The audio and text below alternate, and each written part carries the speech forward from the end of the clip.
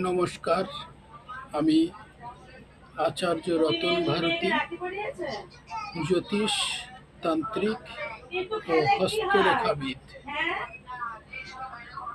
আজকের যে আলোচনা করব সেটা হচ্ছে তন্ত্র মতে ভয় পাওয়া বা কুজ্ঞান করলে থালা পড়া দেয়া, সেই থালা পড়া দিয়ে কিভাবে জানা যায়।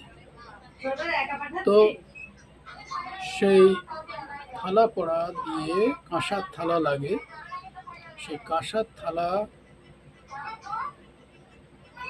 থালা দিয়ে কাঁসার থালায় মন্ত্রপুত করে পিঠে লাগিয়ে দিতে হয়। পিঠে লাগিয়ে দিলে যতক্ষণ সেই প্রভাব সেই রোগীর মধ্যে থাকবে, ব্যাস থালা ততক্ষণই থাকবে তার পিঠে। শির দাঁড়ার উপরে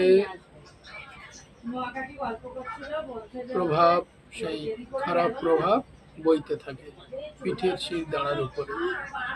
তো সেই কাঁসার থালা যখন তার পিঠে বসানো হয়, পরিষ্কার একটা কাঁসার থালা দরকার। সেটা অবশ্যই নতুন থালা হওয়া দরকার। একটু আগুনে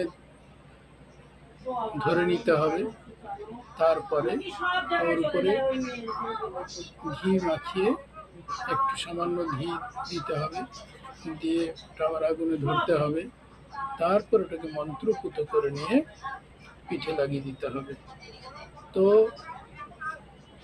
এতে বোঝা যাবে যে কতটা প্রভাবে ক্ষতি হয়ে আছে, সমস্যা কতটা জোরালো, সেটা কিন্তু কমিয়ে দেওয়া যাবে। সেই যখনই জানা যাবে তখন সেটাকে কমিয়ে, আবার ধরেন কুকুরে কামড়ালেও থালা পড়া দেওয়া হয় পিঠে বিষ টানার জন্য। ঠিক অমনি এই ভয় পাওয়ার, সেই ভয়ের যে প্রভাব সেটাকে টানার জন্য থালা পড়া দেওয়া হয়। আবার কেউ খারাপ ক্ষতি করলে, কুজ্ঞান করলে থালা পড়া দেওয়া হয় পিঠে, সেটাকে তার জোর কমিয়ে দেওয়ার জন্যে, সেই প্রভাবকে নষ্ট করে দেওয়ার জন্যে। তো এইভাবে করে কর্ম আমি করে থাকি।